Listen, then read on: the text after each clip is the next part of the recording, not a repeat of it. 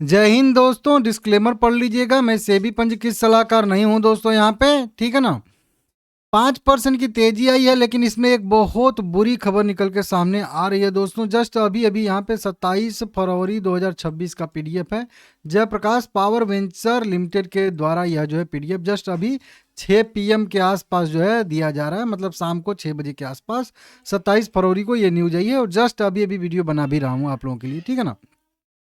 दिवालिया याचिका दायर होने वाली है, या दिवालिया याचिका दायर होने के लिए करने के लिए जो है तैयारी हो रही है, ठीक है ना। इस तरीके से CIRPC जो देखे, CIRP जो है इंसॉल्वेंसी रेजुलेशन प्रोसेस, ठीक है ना, कारपोरेट इंसॉल्वेंसी रेजुलेशन प्रोसेस के तहत जो है इलाहाबाद में एक याचिका दायर की गई है दिवालिया प्रक्रिया की। समझ रहे हो आप लोग।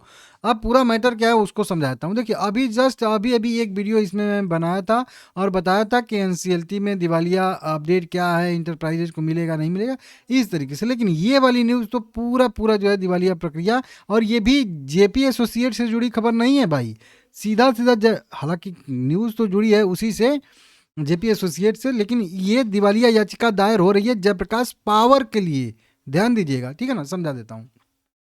देखिए, सबसे पहले पीडीएफ में क्या लिखा गया है उसको हम लोग यहाँ पे देख लेते हैं। उसके बाद पीडीएफ के बाद का मैं आप लोगों को बात आसानी से समझाऊंगा। यहाँ पे धुंधला है, हिंदी में कन्वर्ट किया हूँ, इसलिए बताया जा रहा है कि आपको सूचित किया जाता है कि, ठीक है ना, आपको सूचित किया जाता है कि दिवाला और दिवालियापन संहिता 2016 के धारा 7 के प्रावधानों के तहत कारपोरेट दिवाला समाधान प्रक्रिया CIRP शुरू करने के लिए प्रयागराज में माननीय राष्ट्रीय कंपनी कानून न्यायाधिकरण NCLT, मतलब सीधा सीधा कह लीजिए NCLT इलाहाबाद के पीठ के समक्ष एक आवेदन दायर किया गया है। यह आवेदन national asset reconstruction company limited, जिसको शॉर्ट में NARCL कहते हैं, के ट्रस्ट के ट्रस्टी द्वारा अपने पावर ऑफ अटॉर्नी धारक इंडिया डेप्ट रेजुलेशन कंपनी के लिमिटेड के माध्यम से जो है यहाँ पे दायर किया गया है।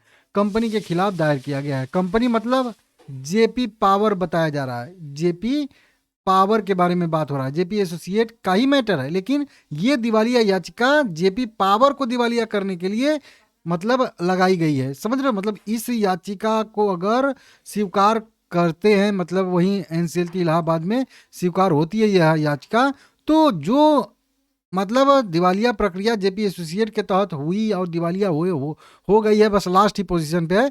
अब उसी तरीके की दिवालिया प्रक्रिया कह लीजिए कि JP पावर पे भी चलने वाली है। ये इसकी गंभीरता को समझिएगा, इसीलिए मैं समझा रहा हूं आप लोगों को डिटेल में कि दिवालिया अब वो तो हो रही है, वो तो होने के एकदम कगार पे है, वो तो बस लास्ट ही है। अब ये दिवालिया याचिका जो दायर हुई है, ये JP पावर के लिए हुई है। मेन दिक्कत यहाँ पे है। हालांकि इतना आसानी से दिवालिया नहीं होगी, क्योंकि वैल्यू बहुत छोटा सा अमाउंट है, तो अगर बहुत ज़्यादा कोई दिक्कत आता भी है तो पेमेंट कर देगी कंपनी, ठीक है ना। अब देखिए यहाँ पे किया गया है, जिसमें मेसर्स जयप्रकाश एसोसिएट लिमिटेड, यहाँ पे ध्यान दीजिएगा, messrs Jaiprakash associate limited IBC के तहत कंपनी द्वारा दी गई कारपोरेट गारंटी, मतलब जिसको BG कहते हैं, ठीक है ना, बैंक गारंटी, वो के संबंध में 511,72,82,207 रुपए की डिफॉल्ट राशि और ब्याज और अन्य शुल्क का आरोप लगाया गया है, ठीक है ना।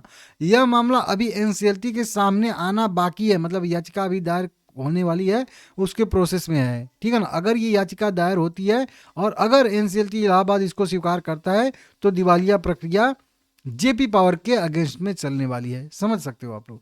अब इसी तरह की एक बताई जा रही है कि सेम इसी तरह की का मामला माननीय जो है DRT थर्ड जो है दिल्ली के सामने विवाद में है। इसके लिए 27 अक्टूबर 2025 को जानकारी दी गई थी।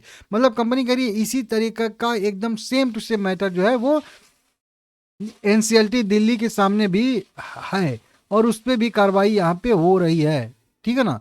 अब इसके आगे जो भी डेवलपमेंट होगा वो जो है कंपनी कह रही है कि हम आपको बताएंगे। समझ रहे हो। अब मैटर समझा देता हूँ यहाँ से। ये हो गई JP पावर, ठीक है ना, ये हो गई JP एसोसिएट लिमिटेड, और ये हो गई मतलब कोई भी ABCD कह लीजिए बैंक हो गए, ठीक है ना।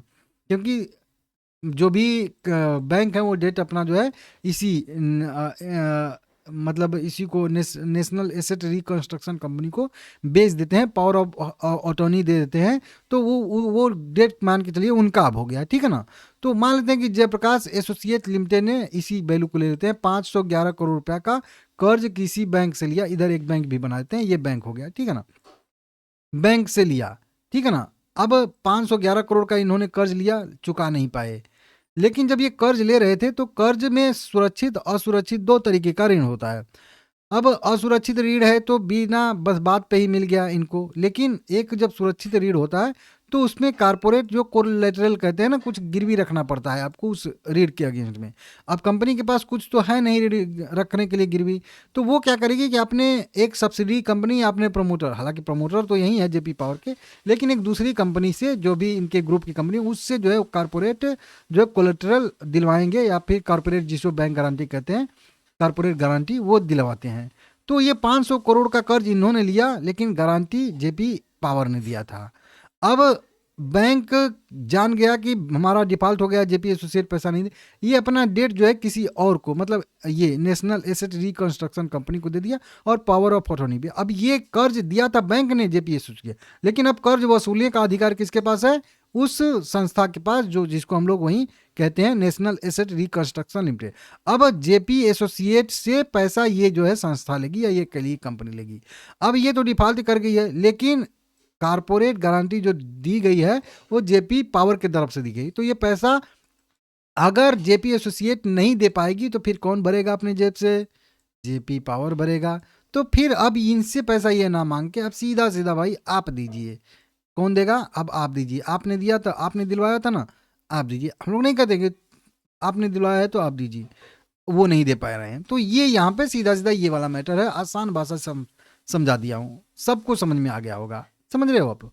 अब यही थी, अब इस पे कंपनी इसी तरीके का और भी कई सारा फंड लिया था कंपनी ने, तो इसी तरीके के एक और मामला में पहले से मैटर चल रहा है। अब ये दूसरा मैटर है, सेम वही चीज़ें, सब सेम वही चीज़ें हैं, ठीक है ना। दूसरा ये वाला मैटर है, अब देखते हैं इसमें क्या होता है, ठीक है ना। ये थोड़ा सा दिक्कत वाली न्यूज़ है, निगेटिव न्यूज़ है, सीधा सीधा कह लीजिए। और इसके वजह से हो सकता है कि कल जो ये 5% की बढ़त है, जो मैं बहुत अति उत्साहित होकर ये वीडियो अभी बनाया था कि मुझे लग रहा था कि शायद एनसीएलटी का फैसला आने वाला है, तो इसकी वजह से तेजी आई है, तो शायद ये वो उम्मीद जो है आज इस न्यूज़ के बाद टूट जाए।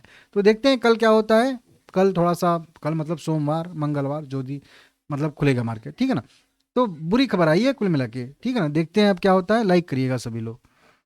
और भी अगर इसको मैं डिटेल में समझाऊं तो यहाँ पे है कई सारे पॉइंट में सब बताया गया है, सेम चीज़ जो समझाया हूँ आप लोगों को, लगभग लगभग मान के चलिए वही वाला मैटर है, ठीक है ना।